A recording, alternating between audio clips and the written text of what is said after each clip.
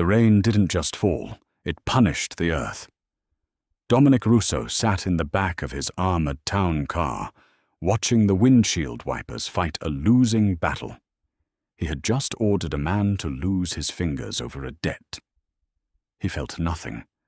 But then the headlights caught a figure huddled by the iron gates of his own estate, soaked, shaking. It was his new housekeeper, Clara. Dominic wasn't a savior. But the decision he made next tore his brutal empire apart. The water seeped through Clara's canvas sneakers, turning her socks into cold, squishy sponges. She didn't move. She just sat on the crumbling stone retaining wall, just outside the main gate of the Russo estate, letting the downpour flatten her hair against her skull. There was no bus coming. The transit app on her cracked phone had boldly declared the 9:40 p.m. route cancelled 30 minutes ago, right before the battery died. Her landlord had changed the locks on her apartment at noon. Her bank account held $14.12. She was 26 years old and she had literally nowhere to go. So she cried. She didn't sob theatrically. It was a silent, wretched leaking of tears that blended seamlessly with the rain, accompanied by the occasional pathetic hitch of her breath. She tucked her chin into the collar of her thin denim jacket, staring blankly at the mud swirling around the toes of her shoes. Headlights cut through the sheets of rain, blinding halogen white. Clara squinted, raising a freezing hand to shield her eyes. The low, heavy rumble of a massive engine vibrated in her chest. It was a black SUV, sleek and impenetrable, the lead car of a convoy that she recognized immediately. Dominic Russo, her employer. Or more accurately, the man whose floors she had spent the last 8 hours scrubbing. She had only seen him twice in the 3 weeks she had worked at the estate. He was a phantom in a tailored suit, surrounded by men whose jackets bulged at the ribcage. The rumor mill in the servants' kitchen was clear. Look down, don't speak, unless spoken to, and never, under any circumstances, make eye contact with the boss. The SUV didn't blast past her. It slowed the tires, crunching loudly over the wet gravel, and hissed to a stop, exactly parallel to where she sat. Clara froze. The rain drummed against the black-tinted windows. Her heart hammered a frantic rhythm against her ribs. She thought about standing up, making a run for it into the dark woods lining the road. But her legs were lead. The rear passenger window rolled down. Just halfway. The interior of the car was dark, smelling faintly of expensive leather ozone, and something darker. Copper. Blood. Dominic leaned into the sliver of light provided by the street lamp. His face was a study in hard angles, unshaven. His dark eyes fixed on her with the clinical detachment of a man inspecting a damaged piece of property.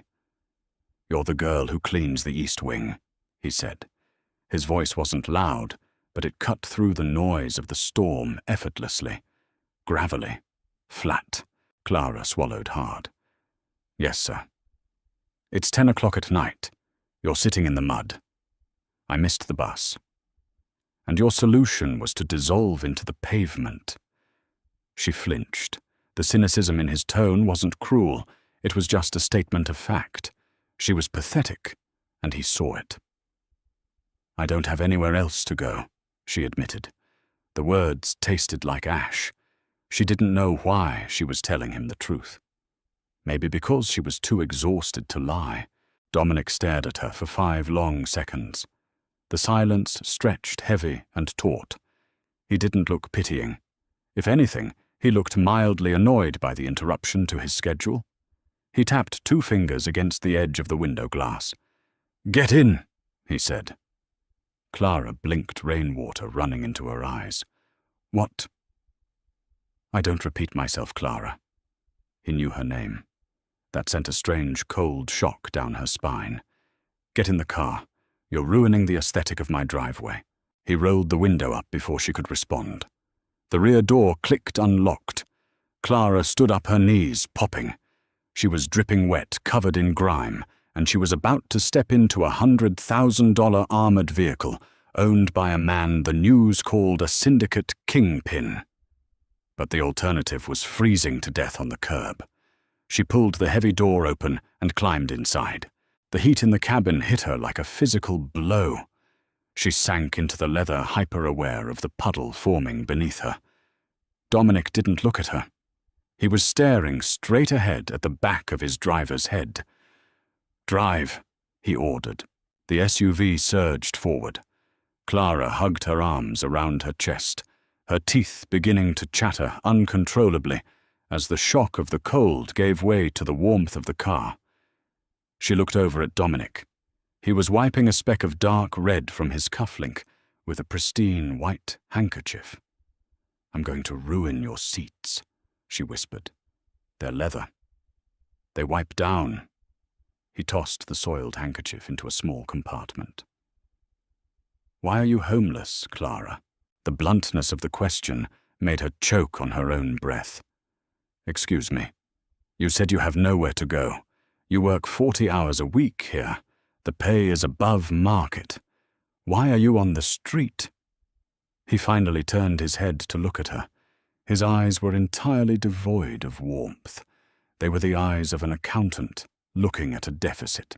"My ex-boyfriend took out loans in my name. Shady ones.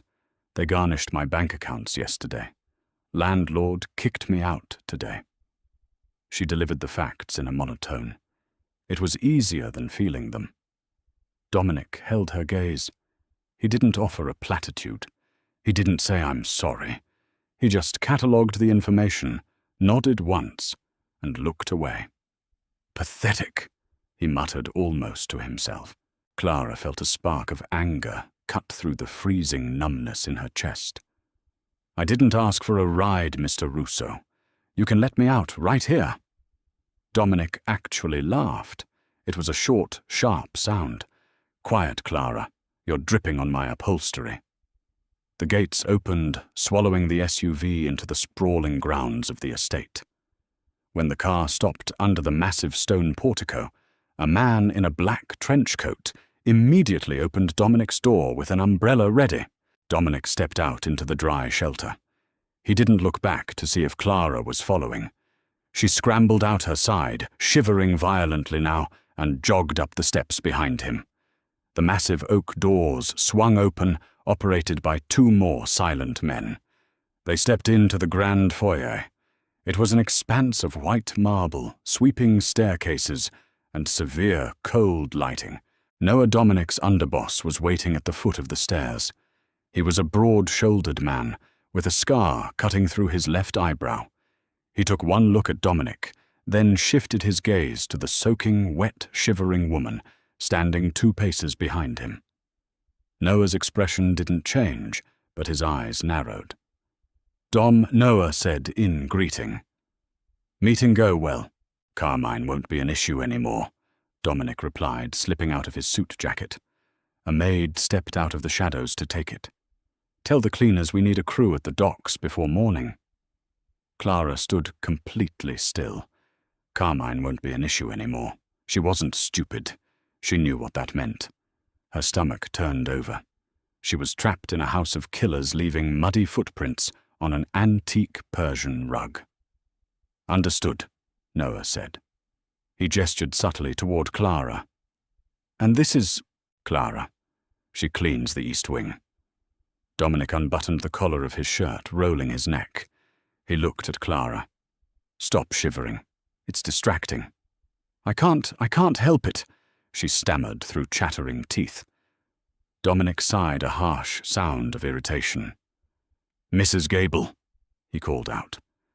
The head housekeeper, a severe woman in her 60s, materialized from a hallway. She stopped dead when she saw Clara. "Mr. Russo, take her to a guest room, the one next to the library. Get her dry clothes, a hot shower, bring her food." Mrs. Gable's eyes widened fractionally. Guest rooms were for visiting capos, not maids who got caught in the rain. "Sir, she can use the staff quarters." "Did I say the staff quarters?" Dominic's voice dropped an octave. It wasn't a yell, It was a deadly quiet threat. "No, sir. Right away, sir." Mrs. Gable hurried forward, grabbing Clara by the elbow. "Come along, Clara." Clara looked at Dominic. He was already walking away, deep in a hushed conversation with Noah. He had already discarded her from his mind, a problem temporarily solved. 30 minutes later, Clara sat on the edge of a king-sized mattress that felt like a cloud. She was wearing a thick, obscenely soft grey cashmere sweater and a pair of silk pajama pants that belonged to someone much taller than her. Her wet clothes were gone, spirited away by Mrs. Gable. Her hair was damp but clean.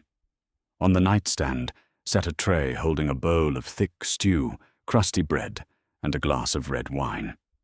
She ate the stew mechanically, her mind spinning. She was waiting for the catch. Men like Dominic Russo didn't do favors. They didn't rescue stray dogs without expecting a return on their investment. Was this a prelude to something dark? Was she supposed to pay for this room with her body? The thought made her skin crawl, but she forced herself to be realistic. She was in the belly of the beast. A sharp knock at the door made her jump, nearly dropping the heavy spoon. The door opened before she could speak. Dominic stood in the doorway. He had showered. He wore a simple black t-shirt and dark slacks. Without the suit, he looked less like a boardroom executive and more like a brawler. The tattoos creeping up his forearms were visible now. He stepped into the room and closed the door behind him. He didn't lock it, but the click echoed loudly. Clara set the bowl down on the tray. She didn't stand up, but she pulled her knees to her chest defensively.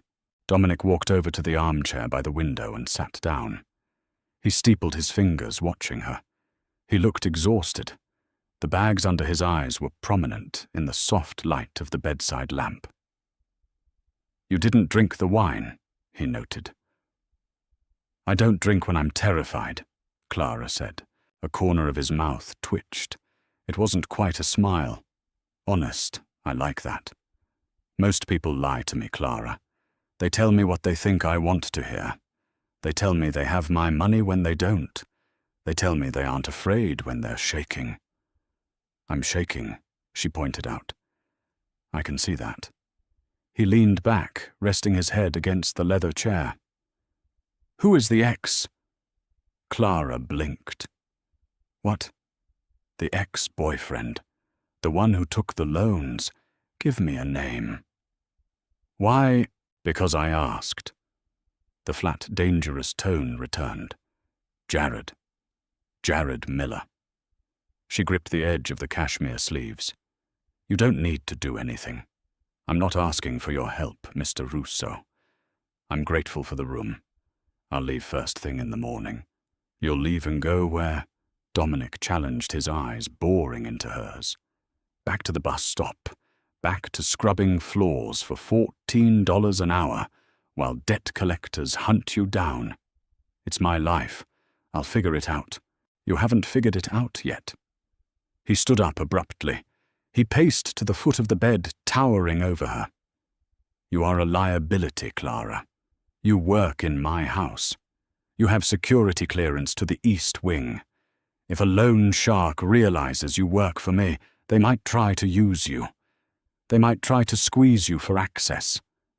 Clara's breath hitched. "I would never—" "I know," Dominic cut her off. "Because you're too terrified of me to betray me to them. But I don't leave loose ends. I don't like messes. So fire me." Dominic stopped pacing. He looked down at her, a strange, unreadable expression passing over his face. He stared at her mouth, then up to her wide, frightened eyes. "No." He turned and walked toward the door. Hand on the knob, he paused. "Sleep, Clara. Tomorrow your life changes." He walked out, shutting the door quietly. Clara sat in the silence, the warmth of the food turning to lead in her stomach. He hadn't touched her. He hadn't propositioned her. He had simply laid claim to her existence. Morning broke over the estate in a wash of pale, watery sunlight. Clara woke up tangled in a 1,000-thread count duvet, disoriented. It took 3 seconds for the previous night to crash down on her. She threw off the covers. Her old clothes, washed, dried, and neatly folded, were sitting on the armchair. She dressed quickly, abandoning the soft cashmere. She tied her hair back into a severe bun. It was 7 a.m. Her shift started at 7:30. When she walked into the massive servants' kitchen, the chatter died instantly. 4 maids, a sous chef, and a groundskeeper all turned to stare at her. Mrs. Gable was standing by the industrial coffee machine. She looked at Clara, then at the clock. "You're not on the schedule today, Clara," Mrs. Gable said, her voice tight. "I work Tuesdays," Clara replied, keeping her chin up despite the burning stares of her co-workers. She knew what they were thinking. Maid spends the night in the boss's wing. It wasn't hard to do the math, even if their math was wrong. Mr. Russo left specific instructions. Mrs. Gable continued, her tone clipped. "You are to join him in his study." Someone dropped a whisk. It clattered loudly against the tile floor. Clara felt a flush of heat rise to her cheeks. She ignored the whispers that started the second she turned her back. She walked out of the kitchen, navigating the labyrinthine hallways toward the west wing, Dominic's private domain. 2 heavily armed guards stood outside double oak doors. They didn't stop her. One of them simply reached out and opened the door, gesturing for her to enter. The study was cavernous. Bookshelves lined the walls, filled with heavy leather-bound volumes. A massive mahogany desk sat in the center of the room. Behind it, floor-to-ceiling windows overlooked the sprawling, manicured back lawns. Dominic was sitting at the desk. He was wearing a dark grey suit, a Bluetooth earpiece in his right ear. He was signing a stack of documents with rapid, sharp strokes of a fountain pen. He didn't look up when she walked in. "Sit," he commanded, pointing the end of his pen toward a leather chair opposite him. Clara sat. She kept her back straight, her hands folded tightly in her lap.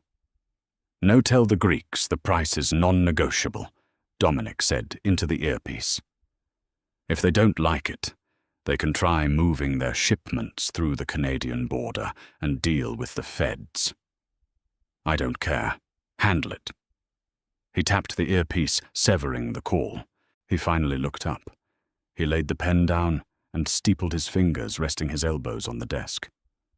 "Jared Miller," Dominic said. Clara's heart stopped. 28 years old. Unemployed. He owes $60,000 to a low-level bookie operating out of a strip club in Queens. He used your social security number to secure a secondary loan of $20,000 to try and pay off the first one. He lost that too. Dominic recited the facts like he was reading a weather report. "How did you—" "I told you I don't like messes," Dominic interrupted. He opened a drawer and pulled out a thick manila folder, tossing it onto the desk between them. "The bookie has been bought out. Jared Miller's debt is now owned by me. The secondary loan in your name has been erased." Clara stared at the folder.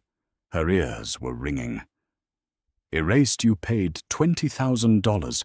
"I didn't pay anything," Dominic said darkly. "I had a conversation with the lender. He saw the error of his ways." Clara felt sick.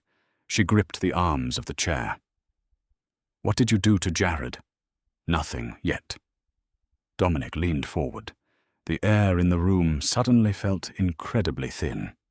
"He is currently sitting in a warehouse near the docks, waiting to find out if he gets to keep his kneecaps. That decision is entirely up to you." "Up to me?" Clara gasped, half standing out of the chair. "Are you insane? Let him go. I don't care about him. I just want him away from me.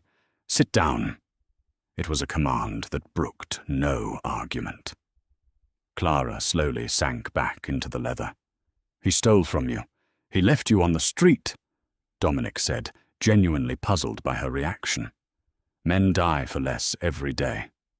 "I am not a killer," Clara shot back, her voice shaking with rage and fear. "I don't want his blood on my hands. Let him go. Dominic watched her, a slow, predatory calculation in his eyes.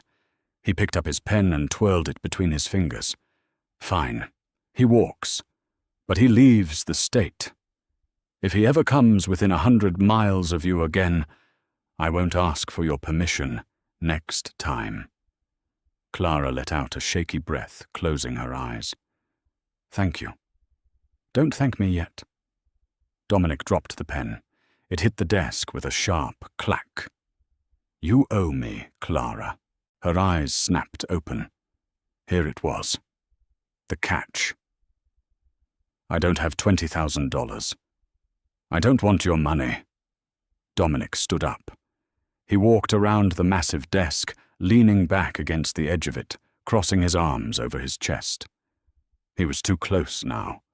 She could smell his cologne sandalwood and something sharp like gunpowder. Then what do you want?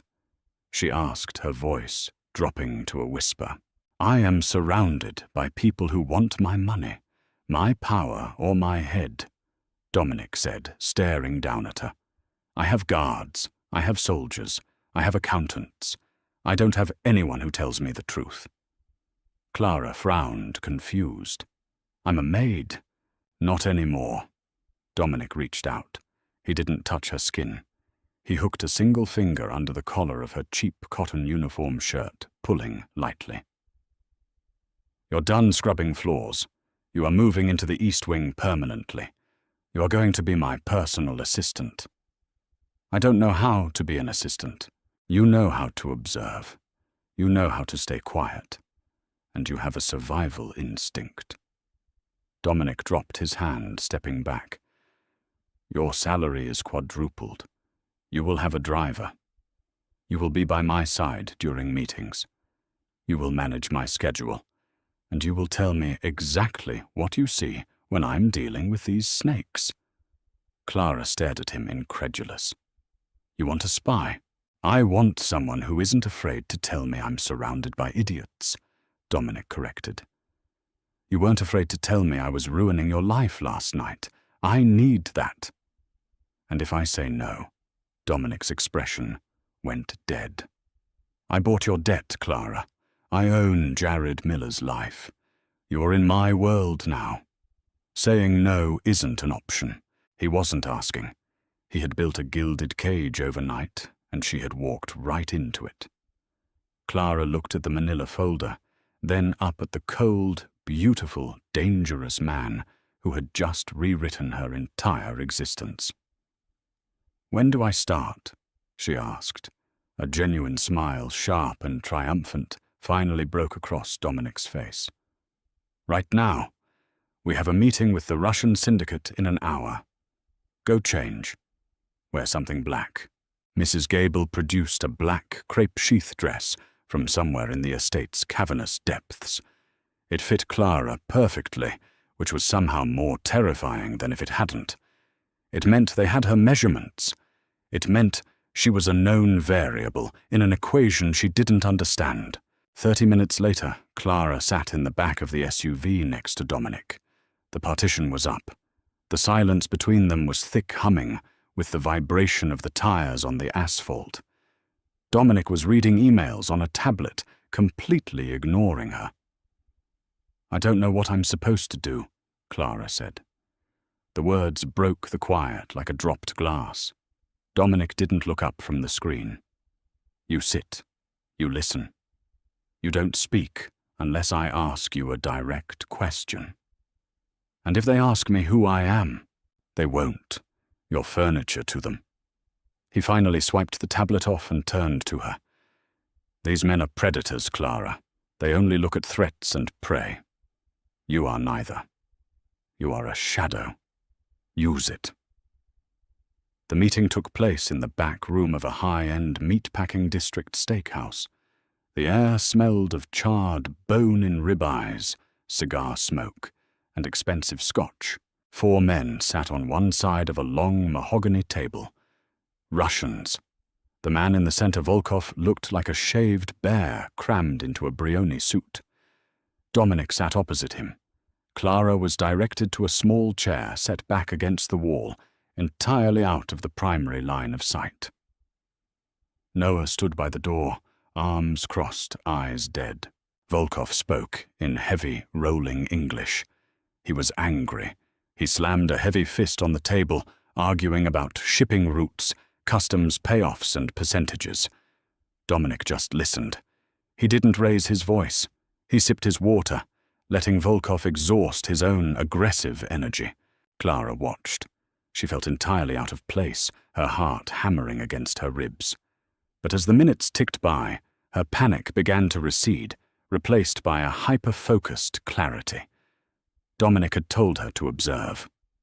So she did. She looked past Volkov. She watched the man sitting to Volkov's immediate left, a younger man, maybe 30, with slicked-back blonde hair. While Volkov yelled and postured, the younger man was perfectly still. Too still. But under the table, hidden from everyone except Clara's angled vantage point, his foot was tapping a frantic, irregular rhythm against the hardwood floor. More importantly, every time Volkov mentioned a specific warehouse down by the naval yards, the younger man's hand drifted unconsciously to his jacket pocket, the shape of a burner phone pressed against the fabric. He was waiting for something. 20% is an insult, Russo, Volkov growled, leaning across the table. We bleed for those docks. We take 25 or we shut the whole line down. Dominic set his glass down. He looked at Volkov, then let his eyes drift casually to the corner of the room. He met Clara's gaze. He raised one dark eyebrow, a silent, imperceptible question. Clara swallowed hard. She didn't speak. She just shifted her eyes to the younger blonde man, then looked pointedly at the man's jacket pocket. She tapped her own finger against her thigh, mimicking the nervous foot tapping. Dominic's expression didn't change, but something behind his eyes clicked into place. He looked back at Volkov. You don't control the line anymore. Grigori, Dominic said softly. Your lieutenant does. The room went dead silent. Volkov frowned, confused. What are you talking about? Dominic didn't answer Volkov. He looked directly at the blonde man. Who are you selling the customs schedules to, the Feds or the Albanians? The younger man's face drained of blood. His hand shot toward his jacket, but not for the phone. For a weapon. He never made it. Noah moved with terrifying, fluid speed. In 2 steps, Noah was behind the blonde man, a suppressed pistol pressed hard into the base of his skull. The click of the hammer, pulling back, sounded like a cannon shot in the quiet room. Volkov froze, looking between Dominic Noah and his own lieutenant. The realization dawned on his face, twisting his features into pure, ugly rage. Take him! Volkov spat, waving a hand in disgust at his own man. He looked back at Dominic, the bravado completely gone. 20% is acceptable. 15, Dominic countered. For the inconvenience. Volkov gritted his teeth. Done. 10 minutes later, Clara was back in the SUV. She was trembling so hard her teeth clicked. The adrenaline was leaving her system, leaving behind a cold, hollow terror. She had just signed a man's death warrant with a glance. Dominic poured 2 fingers of amber liquid from a crystal decanter built into the console. He held the glass out to her. Drink, he ordered. Clara took the glass with shaking hands and swallowed. The liquor burned a fiery trail down her throat, forcing a cough, but it stopped the shivering. He was leaking the schedules, Dominic said, looking out the window at the passing city lights. If they had shut the line down, the Feds would have raided the warehouse tomorrow. I would have lost $6 million and 3 men. He turned to look at her. The clinical detachment was gone, replaced by a sharp, assessing intensity. You saw the phone. He was tapping his foot, Clara whispered, staring at the empty glass. Every time Volkov mentioned the naval yards, he reached for his pocket. He was nervous. He was waiting for a text. Dominic stared at her for a long time. The silence wasn't oppressive this time. It was the sound of a man recalibrating his entire worldview. $14 an hour, he muttered softly. You were cleaning floors for $14 an hour. He reached over and took the empty glass from her rigid hands. You earn your keep, Clara. 6 weeks blurred into a monotonous high-stakes routine. Clara's world shrank to the size of the Russo estate and the tinted back seat of the armored SUV. She no longer wore cheap cotton. Her closet in the East Wing was filled with tailored slacks, silk blouses, and cashmere. She had a company credit card with no limit, a private driver, and a security detail that shadowed her if she so much as walked to the gardens. She was drowning in luxury, and she was suffocating. Her days were spent managing Dominic's life. Not the blood and the violence, Noah handled that. Clara handled the money. The clean money. Real estate acquisitions, legitimate shell companies, charity galas designed to launder Dominic's public image. She organized his ledgers with a ruthless efficiency that bordered on obsession. It was the only way she could maintain control. If she focused on the math, she didn't have to think about the men who disappeared after Dominic made a phone call. It was 2 a.m. on a Thursday. The estate was dead quiet. Clara was sitting on the floor of Dominic's study, surrounded by stacks of tax documents from a concrete supplier in New Jersey.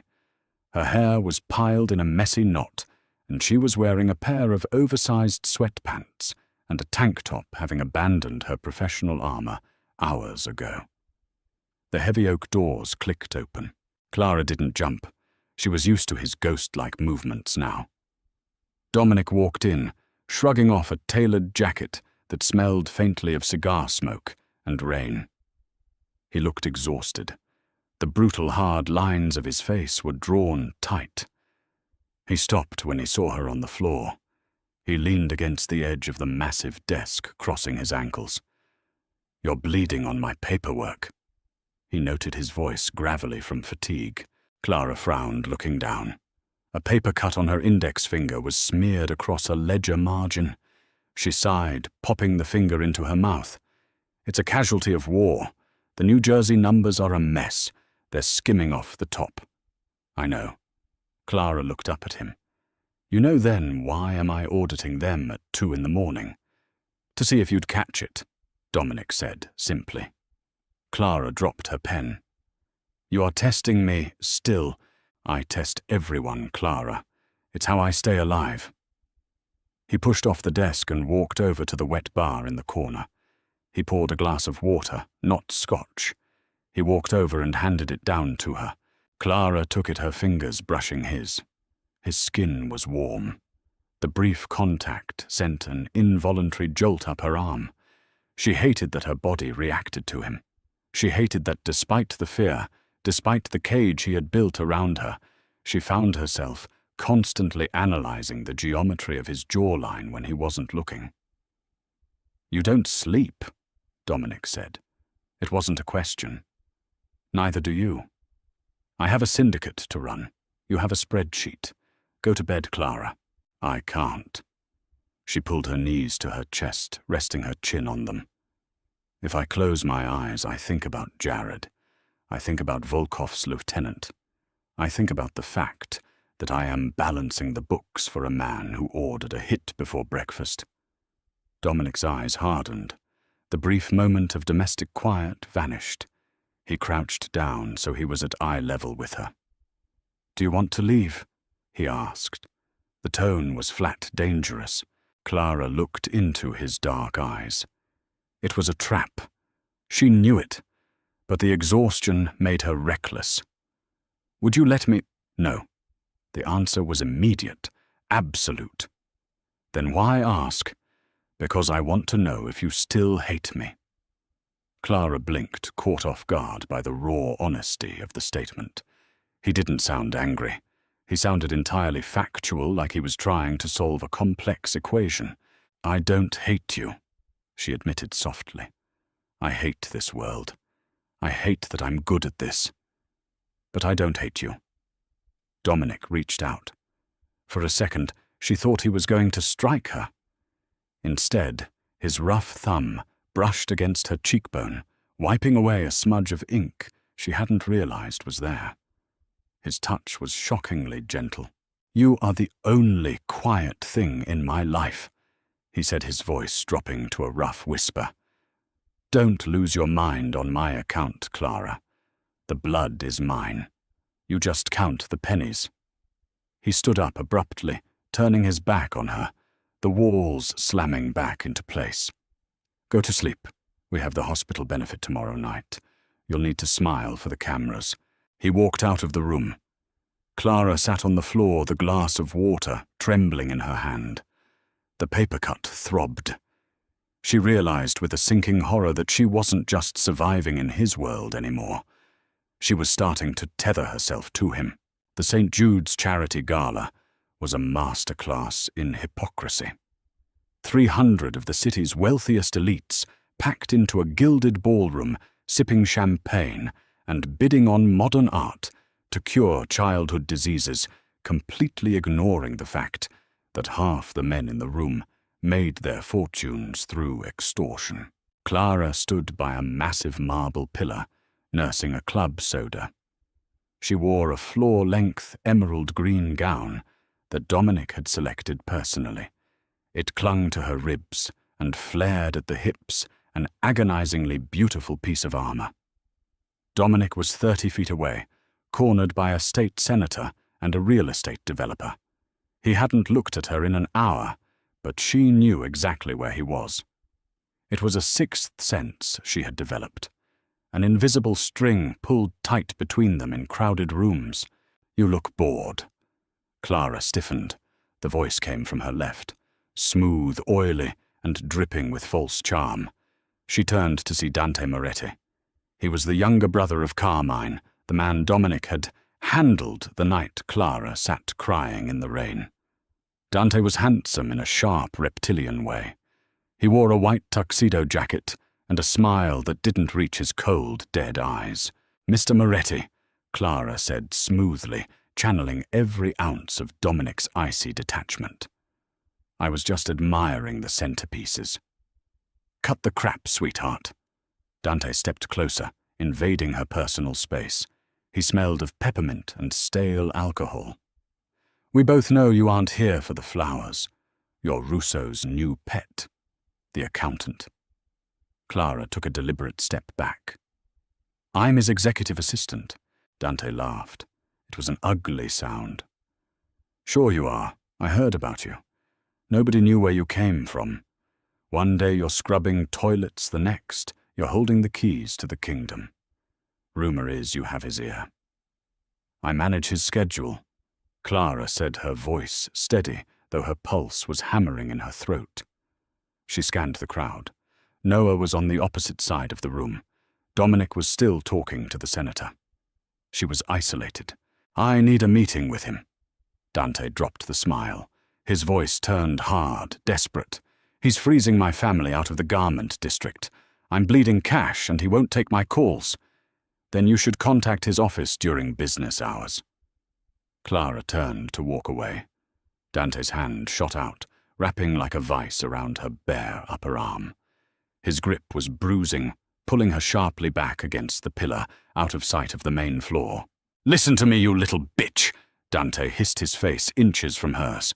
"You're going to put me on his schedule, tomorrow, or I'll find out exactly where you go when you leave that fortress. I know about the ex-boyfriend.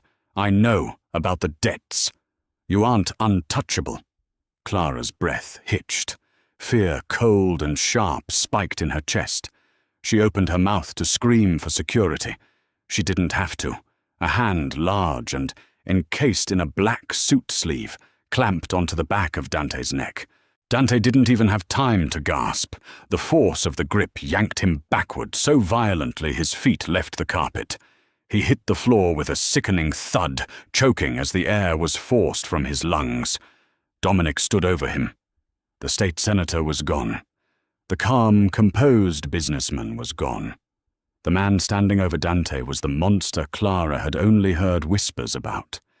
Dominic's face was a mask of absolute unholy rage. He stepped heavily onto Dante's chest with one polished dress shoe, pinning the man to the floor. The sound of ribs groaning under the pressure made Clara nauseous. "Take your hand," Dominic said softly, the quiet tone carrying more menace than a scream. "Off my property." Dante was wheezing his hands, clawing uselessly at Dominic's leg. "Dom Russo, wait." Noah was suddenly there, materializing from the crowd like a ghost. He stepped between the scene and the nearest guests, his broad back blocking the view, his hands casually resting near his waistband. Dominic didn't look at Noah. He didn't look at the crowd. He looked at Dante.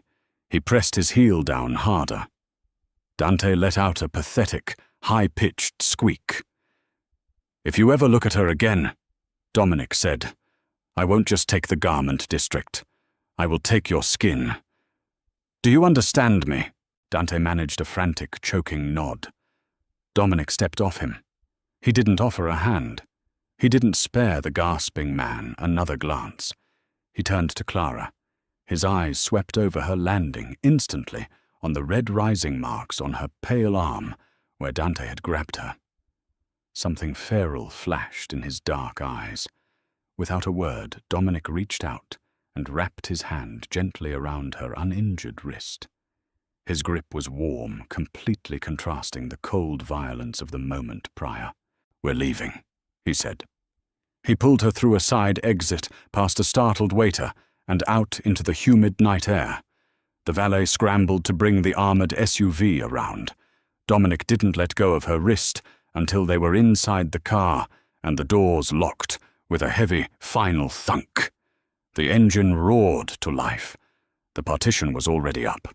Clara sat trembling, staring at the red marks on her arm. The adrenaline crash was making her dizzy. She had survived, but the reality of her situation was suffocating. She wasn't just an employee. To men like Dante, she was a weakness to be exploited. "Let me see it," Dominic demanded. Clara flinched, pulling her arm back. "I'm fine. He just surprised me." I said, "Let me see it." It wasn't a request. Clara slowly extended her arm toward him in the dim light of the cabin. Dominic took her forearm gently in both hands. He examined the bruises forming on her pale skin. His jaw was clenched so tight, a muscle ticked rapidly near his ear. He ran the pad of his thumb lightly over the red marks. The touch sent a violent shiver down her spine that had nothing to do with fear. "I should have killed him," Dominic murmured, his voice thick with a dark, terrifying possessiveness. "You can't kill everyone who talks to me." Clara breathed, her voice shaking. Dominic looked up from her arm, meeting her eyes. The space between them in the back of the car suddenly felt impossibly small. All the oxygen evaporated. "I can," Dominic said softly. "And I will." He didn't pull away. His hand slid from her forearm up to her shoulders, pulling her slightly forward. Clara didn't resist. The gravitational pull of him was too strong. For weeks she had lived in terror of the monster. Now, sitting in the dark, she realized the most dangerous thing wasn't his violence. It was the terrifying realization that he was aiming it all at the rest of the world just to keep her safe. "You're shaking again," he whispered, his face inches from hers, his breath ghosting over her lips. "I'm not cold this time," she admitted, her voice barely a thread of sound. Dominic closed his eyes for a fraction of a second, a man losing a war with himself. Then he opened them, the dark irises completely blown out, and he crushed his mouth against hers. He didn't kiss her like a savior. He kissed her like a starving man who had just found water in a barren wasteland. It was a collision of teeth and heat, desperate and bruising. Dominic's hands slid from her shoulders up into her hair, his fingers twisting into the elaborate updo Mrs. Gable had spent an hour pinning into place, tearing the pins out to grip the thick strands at the nape of her neck. He pulled her against his chest, crushing the emerald silk of her gown.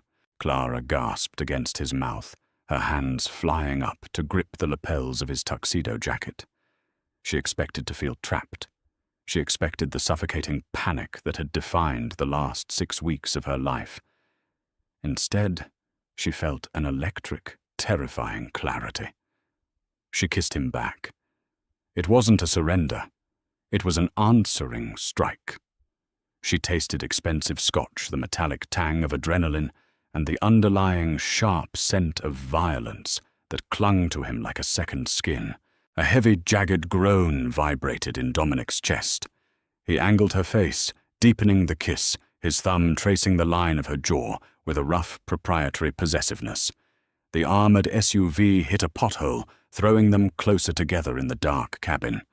The world outside the tinted glass ceased to exist. Suddenly Clara pushed. She didn't shove him away, but she planted her palms flat against his chest, breaking the contact. She was breathing hard, her chest heaving, her lips swollen and stinging.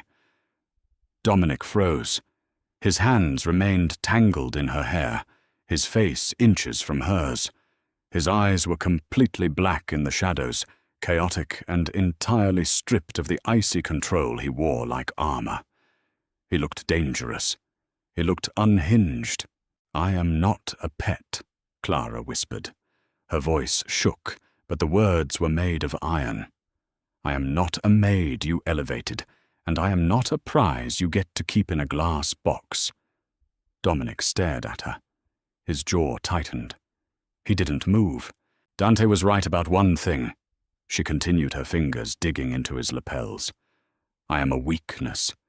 If I am just your assistant, I am collateral damage.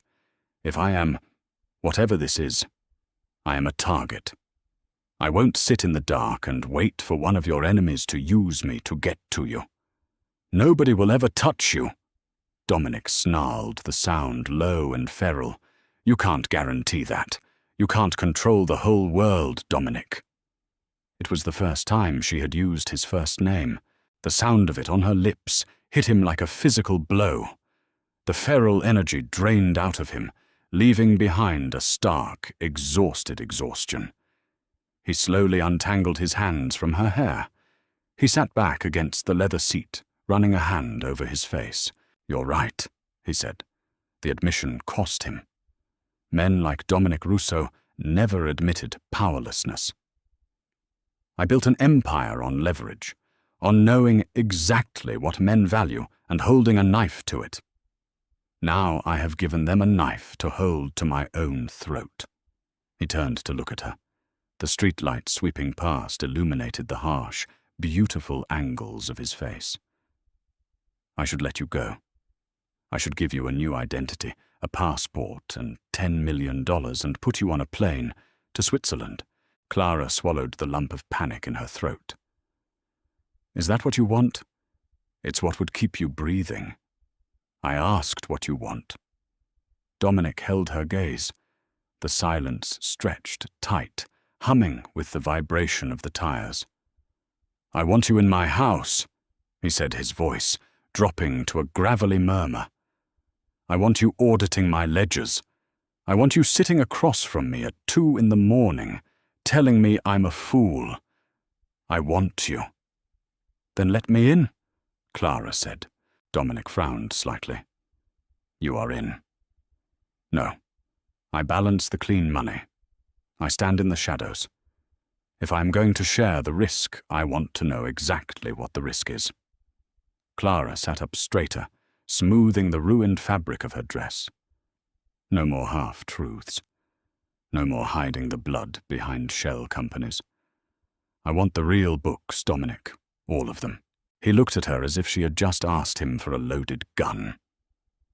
"Clara, if you see those books, there is no plausible deniability. If the feds raid the estate, you go down with me. You become a co-conspirator. You become syndicate." "I am already syndicate to men like Dante Moretti," she pointed out coldly. "I'd rather face the federal government knowing exactly what I'm defending than die blind in an alley because I didn't know the stakes." Dominic studied her for a long, agonizing minute.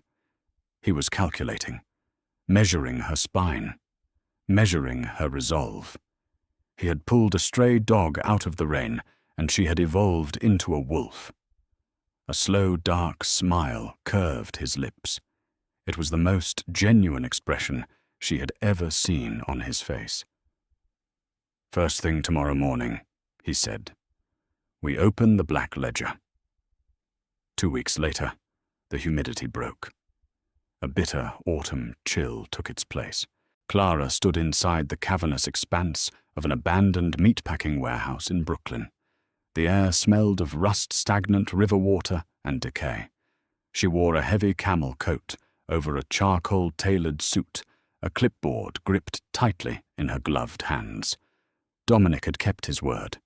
He gave her the real books, the black ledgers. She hadn't blinked. Instead, she had taken the blood-soaked numbers and ruthlessly organized them, finding 3 major cash leaks in the first week. Today, she was securing a physical asset, a new distribution hub. Noah stood 5 feet to her right. Paulie and Sal covered the rusted rolling doors at the entrance. Dominic was across town meeting a union boss. "Structural integrity is shot," Clara noted. She pointed her pen at the sagging ceiling beams. "We need 200 grand just to pass a bribe-friendly inspection. Drop the offer by 15%. Noah nodded, his eyes continuously scanning the gloom. "I'll make the call." Clara pivoted to check the rear office space. Her heel caught on a jagged, uneven piece of concrete. She stumbled, her line of sight dropping toward the floor to catch her balance. That slip saved her life. From the lowered angle, she caught the shape of a man stepping out of the dark office corridor.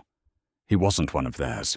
He raised a long metallic pipe to his shoulder. No, a rifle. "Noah!" Clara screamed.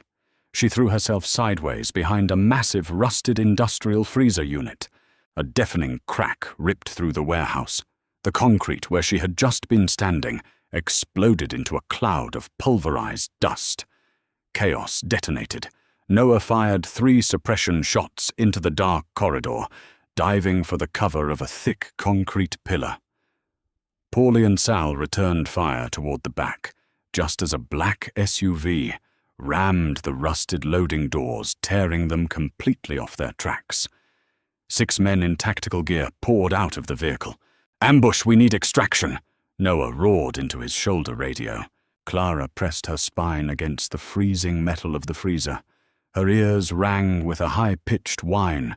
Bullets chewed through the air, sparking violently as they ricocheted off steel beams. The freezer was thick, but it wouldn't hold against sustained rifle fire. She dropped to her hands and knees. Shards of broken glass sliced through her stockings, digging into her skin. She ignored the sting. She crawled frantically toward a stack of thick wooden shipping crates 10 feet away. Pop, pop, pop. Sal collapsed, a red mist painting the cinder block wall behind him. Clara clamped a hand over her mouth, scrambling faster. She slid behind the heavy crates just as a spray of automatic fire splintered the wood inches above her skull. "Flush her out," the voice echoed over the gunfire. Oily, arrogant, familiar. Dante Moretti. He hadn't been scared away at the gala. He had simply waited for Dominic to let her out of his sight. "Noah, it's Dante, left flank," she screamed, her throat tearing with the effort. Noah shifted his fire, pinning the left side of the room. Clara pressed her forehead against her bleeding knees. She was unarmed.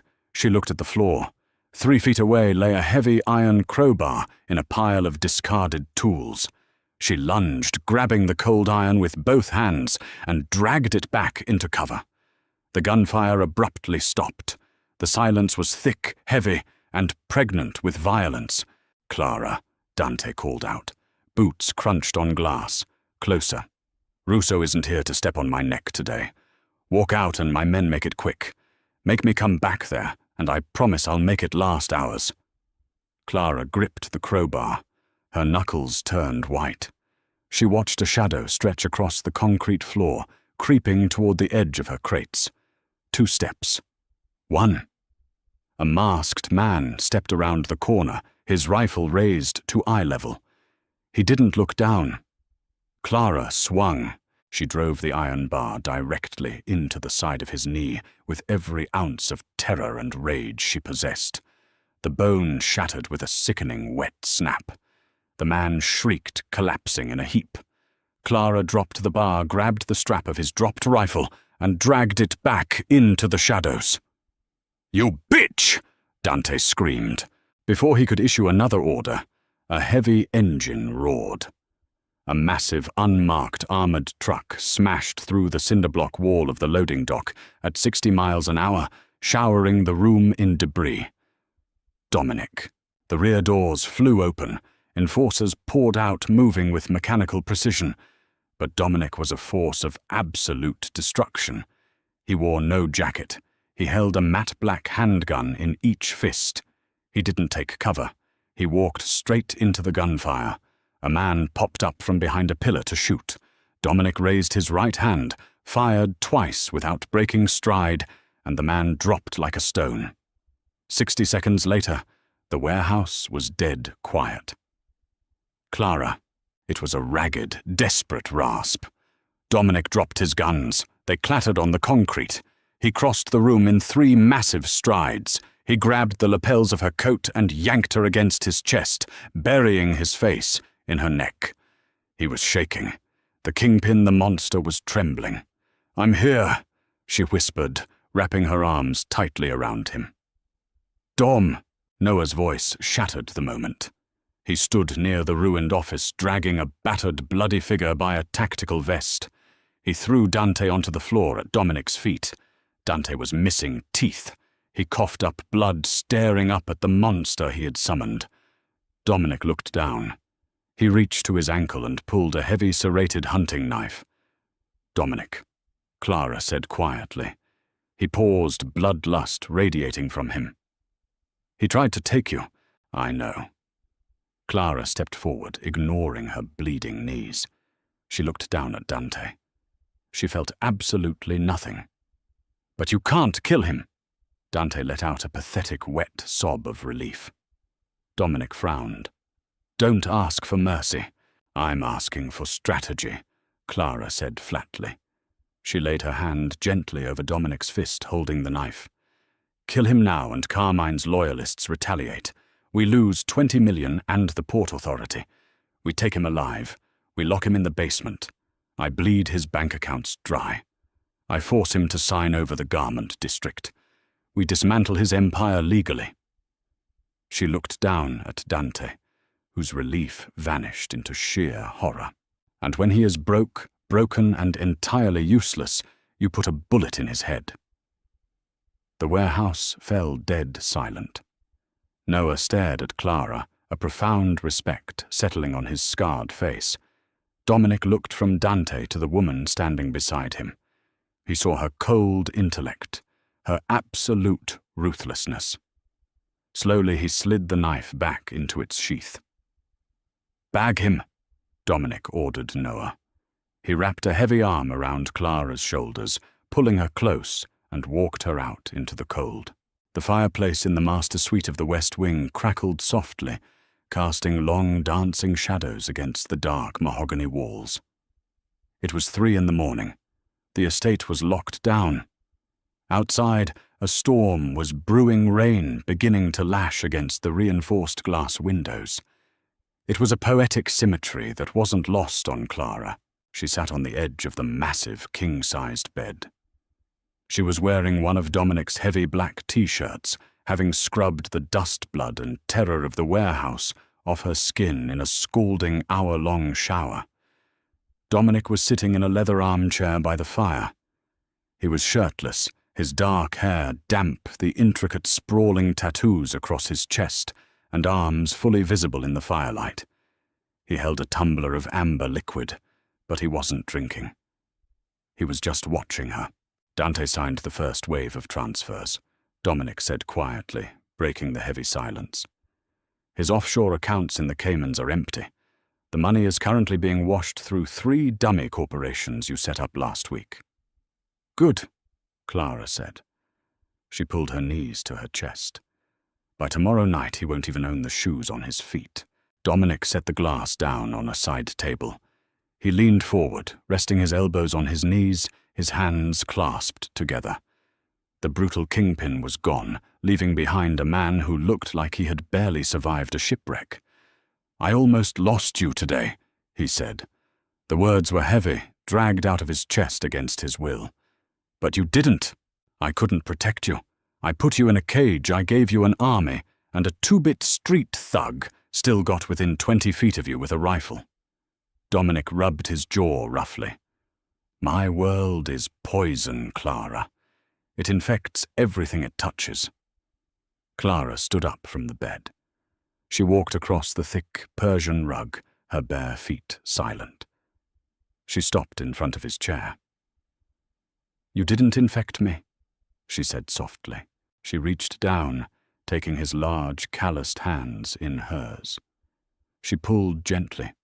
Dominic yielded to her, completely standing up so he towered over her.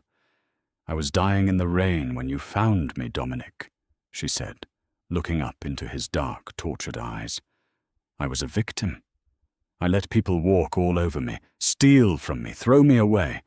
You didn't poison me. You gave me teeth." She reached up, resting her palms flat against his warm, bare chest, right over the heavy, steady beating of his heart. "I don't want a normal life." She confessed the truth, ringing clear and absolute in the quiet room. "I don't want peace if it means being weak. I want this. I want the power. I want the empire, and I want you." Dominic let out a shuddering breath. His hands came up to grip her waist, pulling her flush against his body. "You are making a deal with the devil, little accountant. The devil is just a man who knows how to keep his books balanced." Clara smiled faintly, her hand sliding up to wrap around the back of his neck. Dominic didn't smile. The intensity in his gaze was blinding, consuming. He leaned down, resting his forehead against hers. "I will burn the city down before I let anyone touch you again." He vowed, his voice a rough, unbreakable promise. "I will drown the streets in blood. You are my anchor, Clara. You are my empire." "Then let's go build it," she whispered. He didn't answer with words. He kissed her. It wasn't the desperate, violent collision in the car. It was deep, possessive, and infinitely consuming. He picked her up effortlessly, her legs wrapping around his waist, and carried her toward the bed as the storm raged impotently against the glass outside. He had found a crying maid in the rain. He was going to crown a queen. The next morning, the sun broke through the clouds, casting a brilliant, blinding light over the Russo estate. Clara sat behind the massive mahogany desk in Dominic's study. She was wearing a sharp, black tailored suit, her hair pulled back into a severe, perfect knot. In front of her sat the black ledger. The double oak doors clicked open. Noah walked in. He looked at Clara sitting in the boss's chair. He didn't flinch. He didn't question it.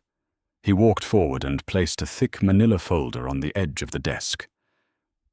"The deed to the garment district warehouses, Miss Clara," Noah said respectfully. "Dante signed them over at 6 a.m. "Excellent work, Noah," Clara said smoothly, opening the folder to verify the signatures.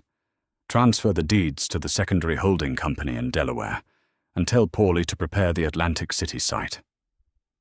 "Understood." Noah hesitated for a fraction of a second. "And Dante?" Clara looked up. Her eyes were calm, calculating, and entirely devoid of mercy. "Tell Dominic to handle it," she said. "The ledger is closed." Noah bowed his head slightly. "Yes, ma'am." He turned and walked out of the room, shutting the heavy oak doors behind him. Clara picked up her fountain pen, turned to a fresh page in the black ledger, and began to write. The ink flowed perfectly. There were no loose ends.